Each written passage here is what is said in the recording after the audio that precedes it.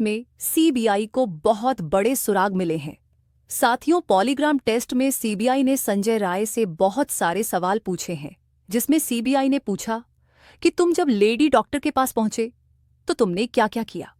दूसरा सवाल, जब सेमिनार हॉल के मतलब लेडी डॉक्टर के बगल में ही 4 लोग सो रहे थे तो लेडी डॉक्टर की नहीं चीख किसी को सुनाई क्यों नहीं दी।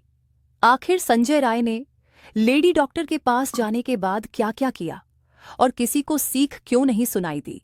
इसके अलावा बहुत सारे सीबीआई के सवालों के जवाब संजय राय ने दिया है, तो आज की इस वीडियो में यही सब सवाल जवाब जानेंगे। तो वीडियो में अंत तक बने रहें दोस्तों। वीडियो को लाइक अवश्य कर दें और कमेंट में जय श्री राम जरूर लिखें। साथियों, चैनल को सब्सक्राइब जरूर करें। दोस्तों, चैनल को सब्सक्राइब करना, वीडियो को लाइक करना, ये आपके लिए 1 सेकंड का काम है, लेकिन इससे हमारी काफी मदद होती है। तो आप लोग जल्दी जल्दी चैनल को सब्सक्राइब और वीडियो को लाइक कर दें। दोस्तों, पॉलीग्राफ टेस्ट में आरोपी संजय ने ऐसे कौन से खुलासे किए हैं जिसे लेकर सीबीआई को तुरंत प्रिंसिपल संदीप का दोबारा फिर से पॉलीग्राफ टेस्ट करना पड़ा है। आखिर असली कातिल को बचाने के लिए कौन कर रहा है संजय को मारने का प्लान तैयार। संजय को जेल में मटन चिकन क्यों दिया जा रहा है। सीबीआई के किस सवाल से पूरी तरह पसीने में भीग गया संजय। आखिर संजय के फोन में ऑडियो क्लिप के अलावा आखिर वह क्या मिला है जिसे लेकर पूरा भारत सतर्क हो गया है। कपड़े, अंडरगारमेंट्स और सैंडल को अभी तक सीबीआई ने बेहद संभाल कर क्यों रखा है। पीड़ित महिला के दाह संस्कार को लेकर कौन से नए खुलासे हुए हैं, सब कुछ जानेंगे पॉलीग्राफ टेस्ट के समय। सीबीआई का एक बड़ा सवाल यह था कि तीसरी मंजिल पर अगर सेमिनार हॉल के ठीक बगल में स्लीपिंग रूम था और इंटर्न रूम था, तो फिर महिला की चीख बाहर किसी को सुनाई क्यों नहीं पड़ी।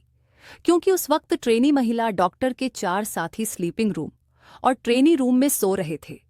इसके लिए तर्क दिया जा रहा है कि सेमिनार हॉल साउंड प्रूफ था, उसमें कोई बाहर की आवाज आती ही नहीं थी, सुने ही नहीं देती थी, इसलिए महिला की चीख बाहर नहीं आई। लेकिन सीबीआई इस जवाब से संतुष्ट नहीं है, क्योंकि सुबह 4 बजे सब कुछ शांत था और बगल के कमरे में ट्रेनी महिला के साथ सो रहे थे। तो उस वक्त इतनी भयावह 3 फीट दूर कमरे में कैसे नहीं पहुंची। यह एक ऐसा सुराग है जो साबित करता है कि प्रिंसिपल कुछ बड़ा कांड छुपा रहा है। शायद बस सब कुछ जानता है और शायद इसी चीख को छुपाने के लिए सेमिनार हॉल के बगल में रिकंस्ट्रक्शन वर्क कराए गए थे। इस वक्त सीबीआई का सबसे बड़ा सवाल यही है कि अगर संजय ने ट्रेनी डॉक्टर को नहीं मारा तो फिर उसका असली कातिल सीसीटीवी में कैद क्यों नहीं हुआ। यही वजह है कि प्रिंसिपल संदीप का दोबारा पॉलीग्राफ टेस्ट शुरू हो चुका है, ताकि पता लग सके कि संदीप और संजय के अलावा इस केस में और कौन कौन शामिल थे। सीबीआई का यह भी सवाल है कि सोते वक्त चश्मा कौन लगाता है।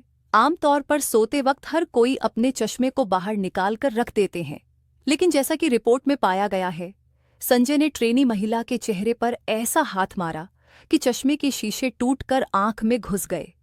उससे भी बड़ा सवाल है कि चश्मा टूटा तो नीचे नहीं गिरकर आंख में कैसे चला गया। क्या किसी ने जानबूझकर पूरे सीन को इतना भयावह बनाया ताकि किसी का शंका दूसरे किसी एंगल में ना जाए और सब कोई इसी भयावह केस को सुलझाने में लगा रहे। एक और चौंकाने वाली खबर यह है कि आरोपी संजय राय को खत्म करने के लिए बंगाल की जेल में प्रयास किया जा सकता है, ताकि असली कांड बाहर ना आ सके। जिस प्रकार संजय ने अपना अचानक बयान पलटा है, उसे देखकर बड़े बढ़िलने लगी है। कहीं अस्पताल में संजय की हत्या ना हो जाए, इसके लिए वहां सिक्योरिटी बढ़ा दी गई है और कई सारे सीसीटीवी कैमरे भी लगा दिए गए हैं। एक और खबर आ रही है कि संजय को जेल में मटन परोसा गया है।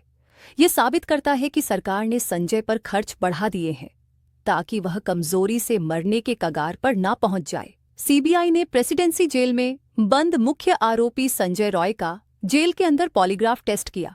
इस टेस्ट के लिए जेल में एक विशेषज्ञों की टीम आई थी, जिसमें 5 लोग शामिल थे, जिनमें 2 महिला एक्सपर्ट भी थी। टीम दोपहर करीब 2 बजे जेल पहुंची और लगभग 3 घंटे तक टेस्ट चला। इस दौरान सीबीआई ने संजय से करीब 150 सवाल पूछे। संजय के जवाब वही थे जो उसने पहले भी दिए थे और उसने इस अपराध में अपनी संलिप्तता से साफ इनकार किया। हालांकि कुछ खतरनाक सवालों के दौरान वह घबरा गया। उसके पसीने छूटे और उसकी दिल की धड़कन में असामान्य बदलाव देखा गया। ये ऐसे ऐसे सवाल थे जो रेप और हत्या के अलावा और भी कई एंगल को जानना चाह रहे थे। इन वालों का यह भी मकसद था कि संजय सच उगल सके और बता सके कि उस डेड बॉडी के साथ क्या क्या हुआ था और उसमें कितने लोग शामिल थे। लेकिन इन सवालों को सुनते ही जिस प्रकार संजय घबरा गया, उसे देखते हुए सीबीआई का सस्पेंस बढ़ गया है। इन्हीं कारणों से प्रिंसिपल संदीप का एक बार फिर से पॉलीग्राफ टेस्ट हो रहा है, क्योंकि पीड़ित महिला के माता-पिता का कहना है कि किसी एक व्यक्ति ने मेरी बेटी को नहीं मारा, बल्कि उसे पहले से मारकर वहां रखा गया था और कॉलेज के प्रिंसिपल समेत पूरा कॉलेज कुछ बड़ा कांड छुपा रहे हैं। शुरुआत में पेरेंट्स को कॉल करके भी आत्महत्या बताया गया था और माता-पिता से सेटलमेंट करने को कहा गया था। यह दर्शाता है कि प्रिंसिपल के कॉलेज में उस ट्रेनी महिला के साथ बहुत कुछ हो चुका है। सीबीआई सूत्रों के मुताबिक संजय ने कहा कि जब उसने डॉक्टर को देखा तो वह पहले ही मर चुकी थी और डर के मारे वह सेमिनार हॉल से भाग गया। संजय का यह नया बयान पूरे सीबीआई को फिर से हिला डाला है, जिसे लेकर सीबीआई का आज भी वही सवाल था कि सेमिनार हॉल के अंदर झांकने और भागने में तुम्हें 35 मिनट क्यों लग गए। हालांकि संजय रॉय ने पॉलीग्राफ टेस्ट के दौरान कई सवालों के गलत जवाब दिए। जब सीबीआई ने उससे सबूतों के साथ पूछताछ की तो उसने कई बहाने भी बनाए। लेकिन अब मेरी बात जरा ध्यान से सुनिए, क्योंकि सीबीआई को जो सुराग हाथ लगे हैं वह बेहद हैरान करने वाले हैं।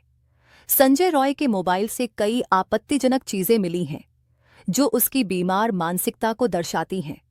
संजय रॉय के मोबाइल से बहुत सारे पूर्ण वीडियो मिले हैं। यह कोई सामान्य पूर्ण वीडियो नहीं है, बल्कि इंसेस्ट पूर्ण वीडियो है, जिसमें परिवार के सदस्यों को यौन गतिविधियों में लिप्त देखा जा सकता है। मोबाइल से बरामद ऐसे ही वीडियो की वजह से सीबीआई की टीम ने संजय रॉय का साइकोलॉजिकल टेस्ट करवाया था। इसे लेकर देश में भी चर्चा तेज हो गई है कि क्या पर्न देखने के कारण बलात्कार के केस बढ़ गए हैं, क्योंकि ममता दीदी की चिट्ठी के अनुसार देश में हर दिन 90 बलात्कार केस रिपोर्ट किए जा रहे हैं। संजय रॉय के मोबाइल से एक ऑडियो भी मिला है। यह ऑडियो संजय रॉय और कोलकाता पुलिस की एक महिला एएसआई के बीच बातचीत का है, जिनसे वह संभवतः अश्लील बातें कर रहा था। इस ऑडियो में हालांकि संजय महिला को दीदी कह रहा है, लेकिन वह बेहद गंदी और भद्दी बातें कर रहा है, जिससे उसकी मंशा साफ समझ आ रही है। कोलकाता पुलिस की महिला पुलिस एएसआई भी संजय रॉय की गलत मंशा को साफ समझ रही है, लेकिन वे उसकी बातों को इग्नोर करती है। वहीं 79 अगस्त की संजय रॉय की गर्लफ्रेंड ने उसे मोबाइल पर जो न्यूड पिक्चर भेजी थी, बाद में उस फोटो को डिलीट कर दिया गया। इसे लेकर संजय की गर्लफ्रेंड से पूछताछ भी की गई। मामले की जांच कर रही सीबीआई को 3 अहम सबूत मिले हैं। इनमें मुख्य आरोपी संजय रॉय की 9 चीजें भी शामिल हैं। सीबीआई के हाथ जो सबूत लगे हैं, उनमें डिजिटल सबूत, सीसीटीवी फुटेज और फॉरेंसिक रिपोर्ट अहम है। इसके अलावा संजय रॉय की 9 चीजें भी मिली हैं। सीबीआई ने संजय रॉय के कपड़े, अंडरगारमेंट्स और सैंडल को जब्त किया है।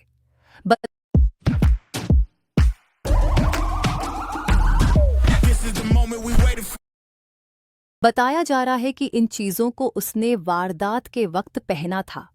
सीबीआई को इसके अलावा मुख्य आरोपी की मोबाइल टावर लोकेशन भी मिली है, जिससे पता चलता है कि वह वारदात के वक्त वहीं पर मौजूद था। साथ ही उसकी बाइक और हेलमेट को भी सबूत के तौर पर जब्त किया गया है। इसके अलावा 40 और महत्वपूर्ण चीजें हैं जो राज्य फॉरेंसिक विज्ञान प्रयोगशाला ने क्राइम सीन से इकट्ठा की थी। बता दें कि